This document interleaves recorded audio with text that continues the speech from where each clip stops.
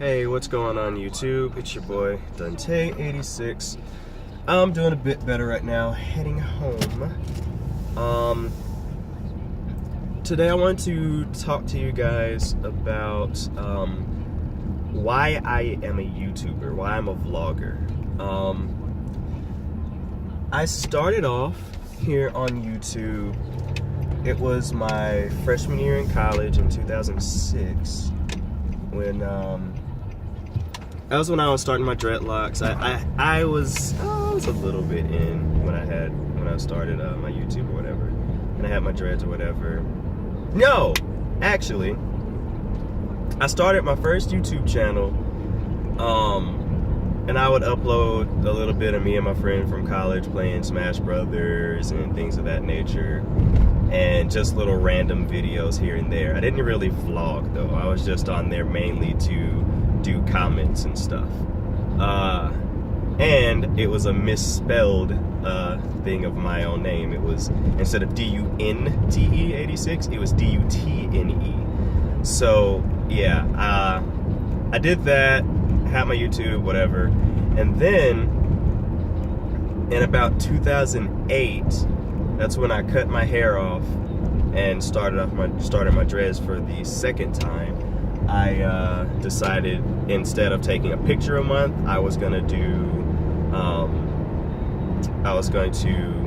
do a video so I could keep up with the progress of my hair when I was here on YouTube, well, as I was going through, and I thought a video log would be cooler.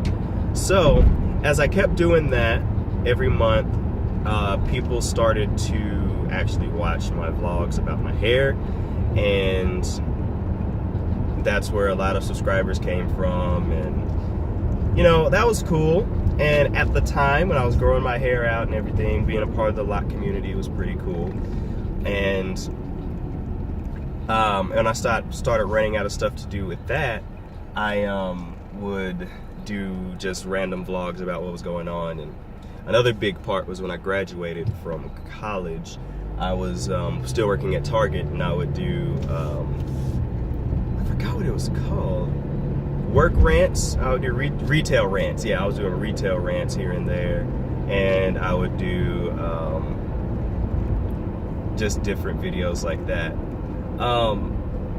The reason I actually started though was because I was watching people like Apples and Mustard, Call Me Q, Cheska Lee, Gerard Green, a lot of people like that in a lock community, and I was like, you know, I can do this.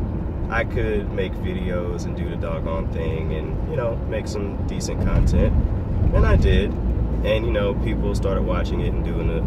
I got a decent following throughout YouTube, and if I had kept consistent as I was, I would probably have a lot more subscribers than I do now. But two things happened.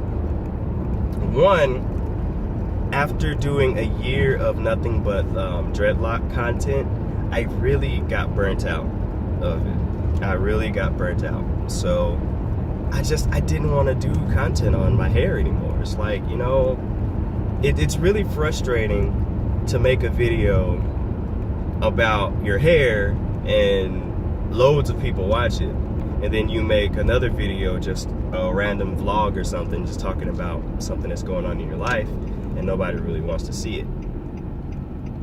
And from my standpoint, you know, I think I have about 3,700 subscribers. I'm sure that most of those subscribers now are just dead subs, and people, they don't really watch content anymore, or they haven't watched my stuff in so long because I wasn't consistent, so you know, it just kind of falls by the wayside. But to have 3,700 and then do a video and get like 20 views or something, it's kind of frustrating, but at the same time, it is what it is. Now, doing this VEDA stuff, I am enjoying vlogging more, and I want to get back to doing that. And if I keep on doing this, I'll do some more creative things, and I want to interact with people more here on YouTube. And for those who have been leaving comments on the VEDA and giving me requests and things and giving me ideas for topics to do, I appreciate that. I mean, that is what I want. I like to have interaction. And pretty much what I feel that this channel is going to be is just vlogs and maybe like my opinion on certain stuff in gaming and things of that nature, because let's face it, you know this about me if you followed me for a while. I'm a nerd, and I'm proud of it. Shoot, I play video games. I collect. I play a lot of collector's editions and stuff like that. But though I'm a nerd, I still know how to go out and be social and do other things as well. But I mean, when it comes to YouTube, I don't like to get into the whole political thing too much.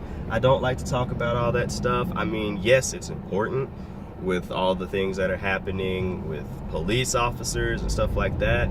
I have plenty to say on those subjects, but I generally like to keep my content more lighthearted and nothing too serious. But you know, if I have to, I will. And somebody has made a request that I talk about the police stuff as well, so we'll probably delve into that a bit. But yeah, I make YouTube content because, well, it's a way to connect with people.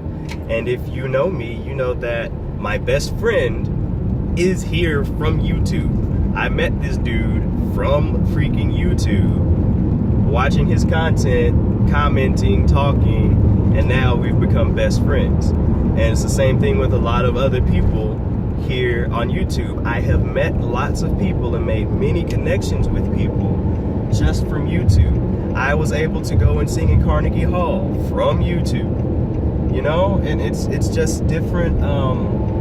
It's cool that I have had these opportunities because of this, you know, but regardless of if people are watching my content or not, how I feel about this is if I keep on and if I'm consistent, I will get an audience of people who really want to watch and legitimately care about what's going on with me, and regardless of what I post, they'll watch it. And if they don't want to watch it, I mean, they don't have to, you know?